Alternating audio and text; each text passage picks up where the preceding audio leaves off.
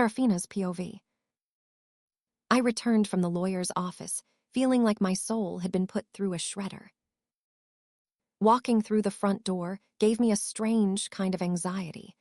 Maybe it was because I knew this was one of the last times I would be here again. I let my gaze roam the foyer, taking in every detail: Daniel's baby picture on the mantel, the portrait taken of Kieran when he was ordained alpha, the picture of Daniel and me on his 5th birthday. There were no pictures of Kieran and me. Shocker. I headed straight to Kieran's office. I had left early in the morning, not wanting to run into him and have an awkward conversation about the upcoming divorce. I'd also been avoiding Daniel, I think.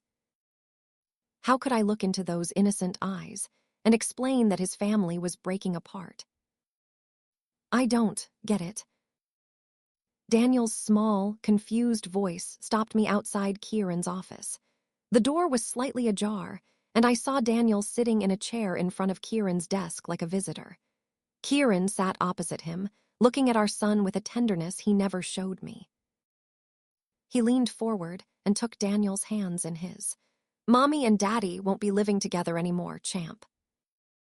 "But why?" Daniel's lower lip trembled. "Don't you love Mom?" I tensed. How was Kieran going to answer that?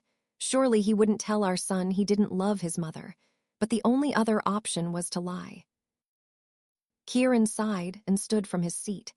He walked over to Daniel's side and took his hands again, crouching to our son's level. "You know, your mom gave me the greatest gift in the world," he said. He reached up and gently patted Daniel's head. And for that, I'll always love her." My chest tightened. For 10 years, I desperately wanted to hear those words from Kieran, and now there they were, while I held divorce papers in my hands.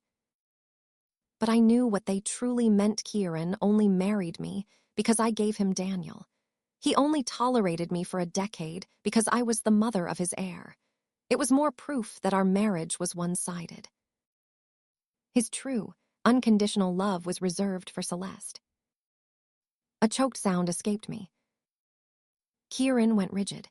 His head snapped up wolf-quick, those gold-flecked eyes narrowing at the door. "We don't spy on private conversations," he said coolly, rising to his full height. The alpha voice. The one that made the pack members bow automatically. I took a deep breath and pushed the door open. "Mommy!" Daniel stood and went to me, throwing his arms around my waist. "Hi, honey." I kissed the top of his head. "Is it true?" he asked, looking up at me with wide, glassy eyes. I stroked his head. "Danny, give your mom and me some space, okay?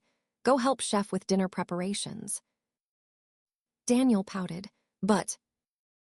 Now, that single word carried the weight of command. I squeezed his shoulder reassuringly. "We'll talk more at home, baby. Go on." Daniel sighed and walked out, his shoulders slightly slumped. I closed the door behind me. Kieran's gaze dropped to the papers in my hand. Something unreadable flickered across his face. "I assume those are the papers." I nodded, suddenly feeling nervous. My lawyer drafted the agreement, stating the custody terms. I moved forward and placed the document on the desk. Everything's clearly outlined: visitation schedules, holidays, education decisions. Kieran opened the folder and pulled out the documents. His eyebrows furrowed in concentration as his eyes darted over the pages. I also met with a realtor she suggested," I continued, clasping my hands before me. "She showed me a lovely house about 30 minutes from here. It's fully furnished, ready to move in, and the mortgage is very reasonable. It's in neutral territory, so you can visit Ennet." "Where's the fire?" I paused, frowning at Kieran. "What?" "I'm the one who asked for a divorce." He dropped the papers on the desk. "Yet here you are with moving plans and legal documents before the ink's even dry. Were you counting down the days?" The truth burned my tongue. Yes, every single one of the 3652 days we'd been married. But admitting that would only give him more ammunition to use against me in the custody battle I feared was coming. Kieran scoffed at my silence and sat back in his chair. "Leave the address of your new home," he said. "My son and I will have dinner, then I'll send him your way, along with your signed copy of the papers." The finality in his voice extinguished my hope of one last family meal. Of course, the great Alpha Kieran wouldn't deign to break bread with his soon-to-be ex-wife. I left Kieran's office, the hole in my chest yawning further. I hadn't been able to sleep last night after the news, so I'd used that time to pack all my belongings.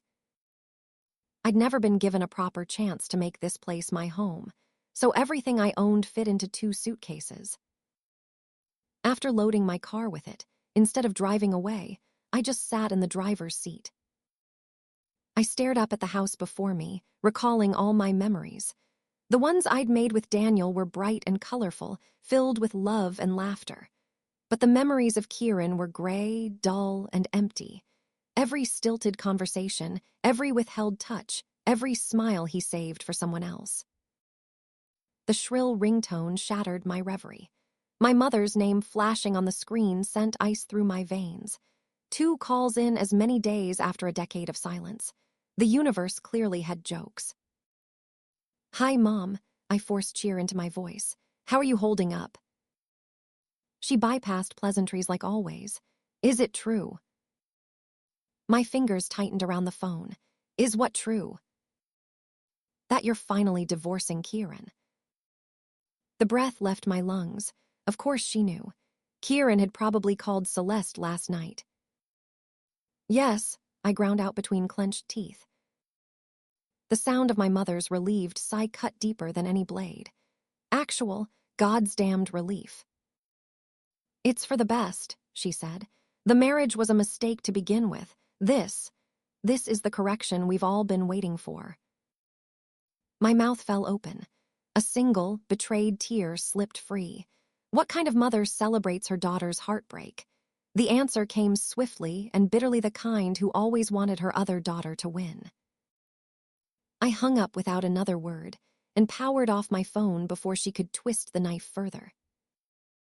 Just then the front door opened and Daniel walked out. Kieran walked out after him, shouldering a large duffel bag. I frowned. No way that was all Daniel's things. Kieran was making a point. It didn't matter that we moved. Daniel's home was still here. Daniel saw me in the car, and his eyes lit up. I exited the car as he rushed to me, and I hugged him. "I said I'd bring him over," Kieran snapped, coming closer. "I'm sorry, I just wanted." "Is this how it's going to be?" He cut me off. "It's bad enough you're moving my son away from me, but you're also cutting into my time with him." Daniel's small hand tugged at Kieran's sleeve. "Dad, it's okay." His voice was soft but steady. "We'll see each other tomorrow at Grandpa's funeral." Kieran's jaw clenched hard enough to crack stone. For a heartbeat, I thought he might argue, but then he exhaled sharply and ruffled Daniel's hair. "Yeah, tomorrow, champ." His gaze flicked to me, cold and dismissive.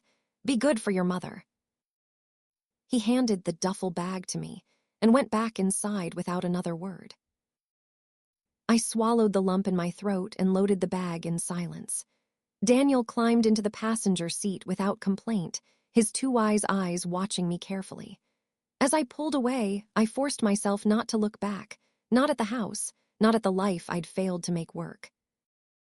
2 minutes into the drive, Daniel rummaged through his backpack and produced a slightly squashed sandwich. "You didn't eat dinner," he said simply, pressing it into my hand. The tears I'd been trying so hard to hold in spilled out. "Daniel," my voice cracked, "do you hate me for this, for taking you away from your dad?" He considered it with a solemnity no 9-year-old should possess. My heart stalled, braced for the blow. "No," he fiddled with his seatbelt. "I know you were sad a lot. Maybe now you can be happy." A sob tore free. The road blurred. His small hand slipped into mine, squeezing tight. "Don't cry, Mom." His whisper was fierce with promise. "You've got me. I'll make you happy." I brought his knuckles to my lips, tasting salt and hope. So what if Kieran never loved me? This remarkable boy did wholeheartedly, unconditionally, and in that moment it was enough. More than enough. Seraphina's POV. Another sleepless night. The irony wasn't lost on me. I hadn't shared a bed with Kieran in years, yet the unfamiliar silence of this new house felt louder than any absence. Every time I closed my eyes, the ghosts of what might have been danced behind my lids. 3 times I'd crept down the hall to check on Daniel, only to find him curled peacefully under his Star Wars comforter, his breathing deep and even. Thank the moon for small mercies. This modest house might lack the imposing security of the Alpha Manor, but I'd fill every inch with enough love to compensate. When Dawn's pale fingers finally pried through my blackout curtains, a lead weight settled in my stomach. Today we'd bury my father.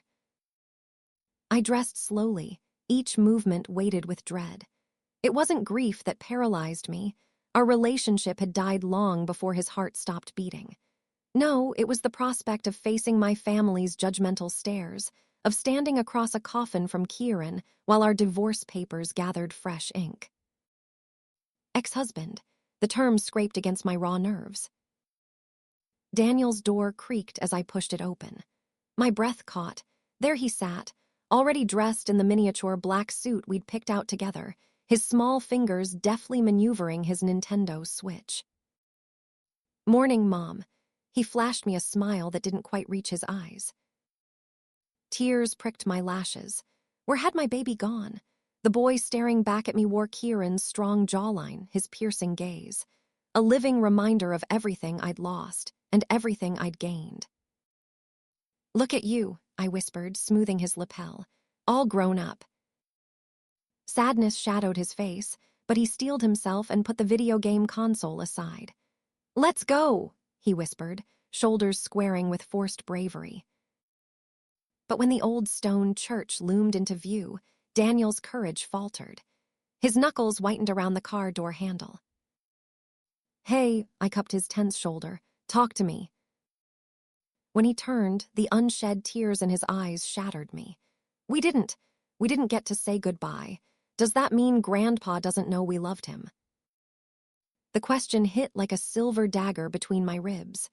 While my father's absence had become my normal, Daniel had lost his favorite storytelling partner, his secret cookie supplier. I pressed my palm over his thundering heart. "Grandpa's right here, my love," my voice cracked. "And here," I tapped his temple gently. "As long as we remember him, he's never really gone." Daniel exhaled shakily, some of the tension leaving his small frame. "Okay." "Ready." His nod was all the strength I needed. Together, we stepped out of the car. The church doors swallowed us into a sea of mourners' pack members in their finest black, allies from neighboring territories, and a scattering of human associates who'd done business with my father. The air hummed with whispered condolences and the cloying scent of lilies. My family sat like royalty in the front pew.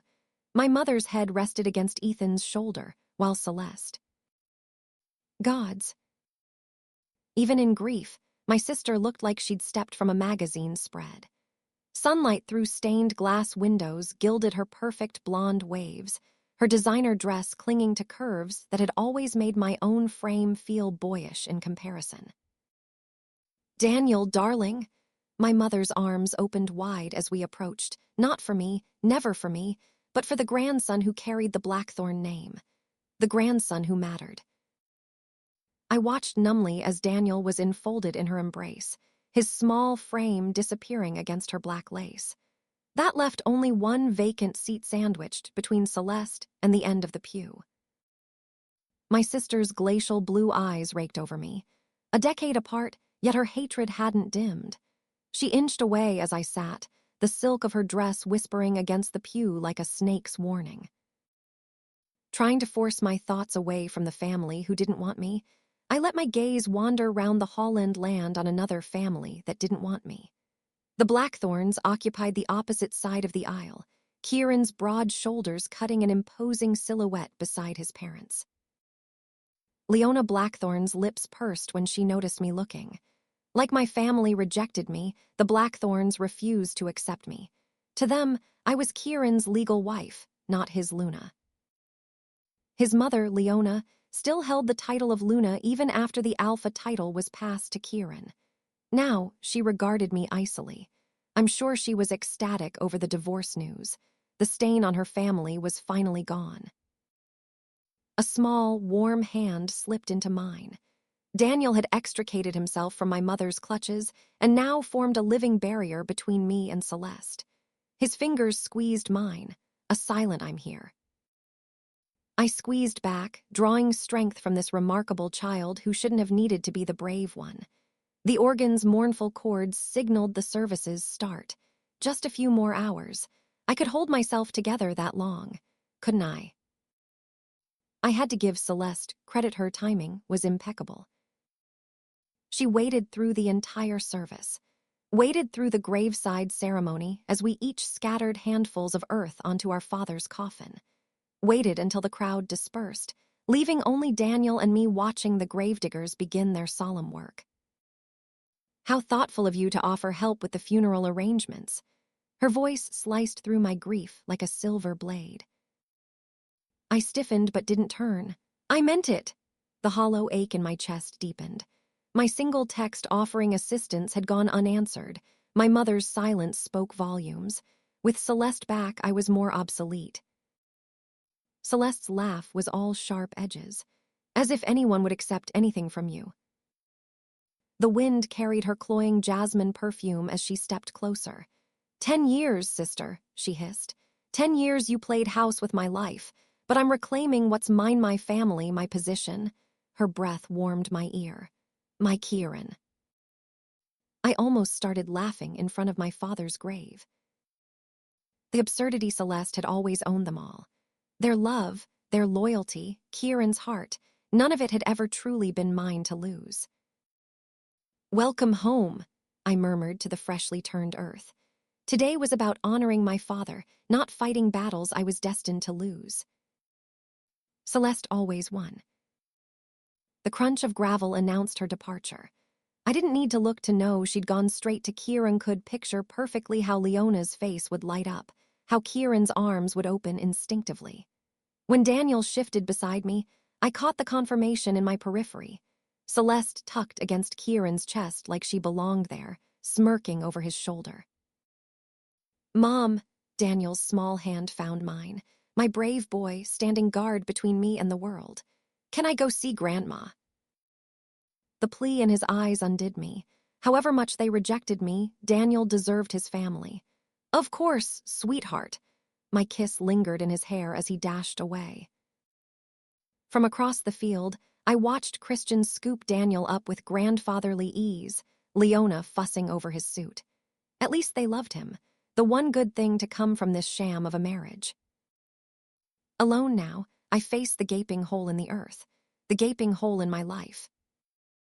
Goodbye, Dad, I whispered to the wind, my tears falling not just for the father I'd lost, but for the daughter he'd never truly seen.